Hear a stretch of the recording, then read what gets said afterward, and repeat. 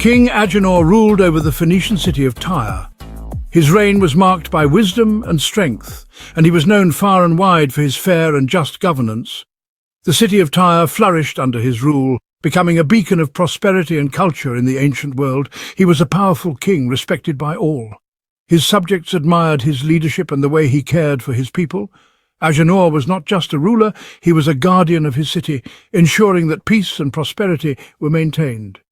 Yet his greatest treasure was his daughter, Europe. She was the light of his life, a symbol of hope and joy in the royal household. Agenor's love for Europe was evident in every action he took, always putting her well-being above all else.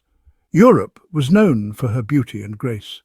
Her presence was like a breath of fresh air, and her elegance was unmatched. She was not only beautiful on the outside, but also possessed a kind and gentle spirit that endeared her to everyone she met. Her laughter echoed through the palace halls, bringing joy to all who heard it. Agenor cherished his daughter. Her laughter was a melody that filled the palace with happiness, and her joy was contagious, spreading to everyone around her. He showered her with love and affection. Agenor would often present her with the finest gifts, from exquisite jewelry to rare artifacts, each one a token of his deep affection. Their bond was unbreakable, a testament to the love that a father and daughter can share. Europe, in turn, adored her father. She looked up to him with admiration and respect, always eager to learn from his wisdom. Their relationship was built on mutual love and understanding, a perfect harmony that was the envy of many. She spent her days learning, laughing, and growing into a remarkable young woman. Europe was not only beautiful but also intelligent and curious. She immersed herself in studies, learning about the world and its wonders, always seeking knowledge and understanding. The people of Tyre adored Europe as much as their king did. They saw in her the embodiment of their hopes and dreams. Her presence brought a sense of unity and pride to the city, and she was beloved by all. They saw in her the future of their city, a beacon of hope and prosperity. Europe represented the promise of a bright future, and the citizens of Tyre rallied around her, confident that she would lead them to even greater heights. Life in Tyre was peaceful and prosperous. The city thrived under King Agenor's rule, and the people enjoyed a time of abundance and happiness. The markets were bustling, the streets were lively, and there was a sense of contentment in the air. Little did they know, a storm was brewing on the horizon, a storm that would forever change Europe's destiny. The peaceful days were numbered, and the city of Tyre would soon face challenges that would test the strength and resilience of its people. The future was uncertain, and the fate of Europe hung in the balance. One night, Europe had a vivid dream. It was unlike any dream she had ever experienced before, filled with colours and sensations that felt almost real. 2 continents appeared before her, vying for her affection. They were not just land masses, but living entities with voices and emotions.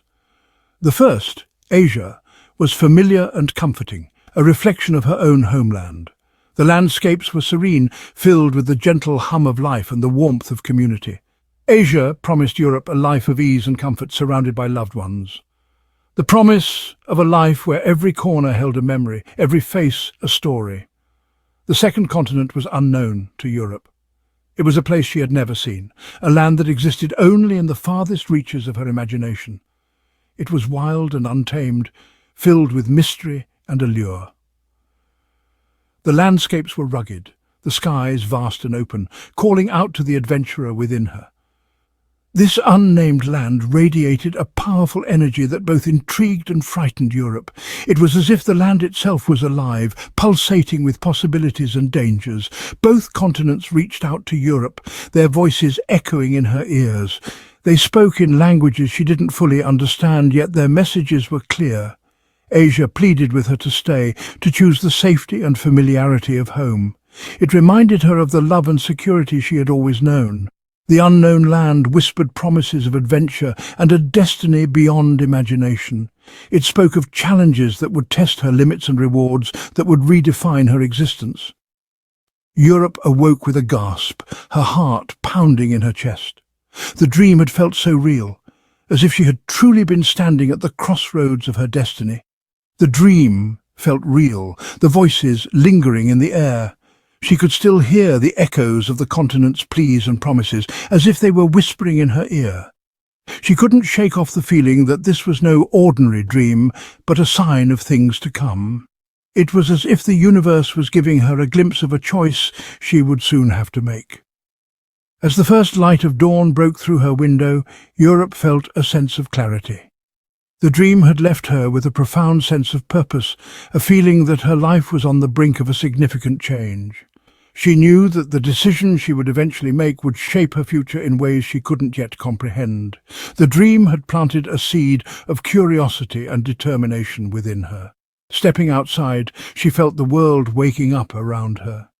The air was filled with the promise of new beginnings, and Europe felt ready to embrace whatever lay ahead. With each step she took, Europe felt more certain that her dream was a call to action, a call to explore, to discover and to choose her own path in the vast tapestry of life. High atop Mount Olympus, Zeus, the king of the gods, watched Europe. He was captivated by her beauty and innocence. His heart, used to toying with mortals and immortals alike, was genuinely smitten. However, Zeus knew that approaching Europe directly would only frighten her. He had to find a way to win her trust, to make her come willingly. And so Zeus devised a cunning plan. He would transform himself, disguising his godly form. He would become a magnificent white bull, his hide like shimmering silver, his horns like polished gold. This was no ordinary bull, this was Zeus, the king of the gods, cloaked in an animal form, his divine power barely contained. Section 4. Abduction on the Shores. Europe's Fear and Confusion. The next morning, Europe went to the meadows with her handmaidens. They laughed and played, gathering flowers under the warm Phoenician sun. Suddenly, a magnificent white bull emerged from the tree line. He was unlike any bull Europe had ever seen. He radiated an aura of power and majesty. The bull approached Europe cautiously, bowing his head low. He seemed gentle, almost inviting. Europe, captivated by his beauty, reached out to stroke his shimmering white hide. In a flash the bull rose, scooping Europe into his powerful arms. He charged towards the sea, leaving Europe's terrified screams echoing in the air. Section 5. Across the azure depths. A journey on the waves.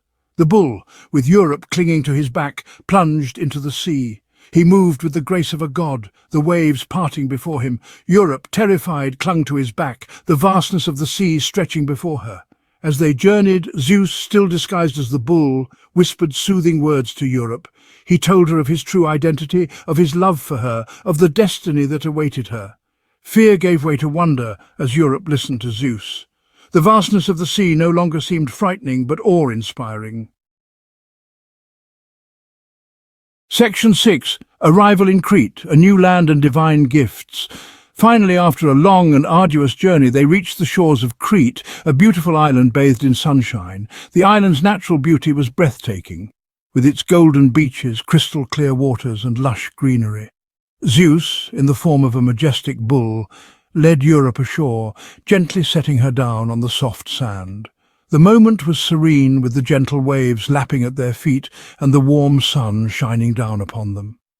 As they stood on the shore, Zeus revealed his true form, transforming from the bull into the mighty Zeus, king of the gods. He stood before her in all his glory, his divine presence radiating power and majesty. Europe, initially stunned by the revelation, found herself drawn to Zeus's charisma and strength. She gazed at him in awe, her heart filled with admiration and wonder. To show his affection and to ensure her safety, Zeus showered her with divine gifts. He presented her with Talos, a giant bronze man created to protect her from any harm. Talos was a formidable guardian, his bronze body gleaming in the sunlight. Next, he gifted her Laelaps, a magical dog who never failed to catch its prey. Laelaps was swift and relentless, a perfect companion for Europe. Finally, Zeus gave her a javelin that never missed its mark. This weapon was not only a symbol of protection, but also a testament to Zeus's desire to empower Europe. With these gifts, Zeus and Europe's union blossomed on the island of Crete. They spent their days exploring the island, enjoying its beauty and deepening their bond. In time, Europe bore Zeus 3 sons, each destined for greatness. Their first son, Minos, would become a legendary king known for his wisdom and justice. Their second son, Rhadamanthus, was renowned for his fairness and later became a judge of the dead in the underworld. Their third son, Sarpedon, was a heroic figure whose bravery and strength were celebrated in many tales.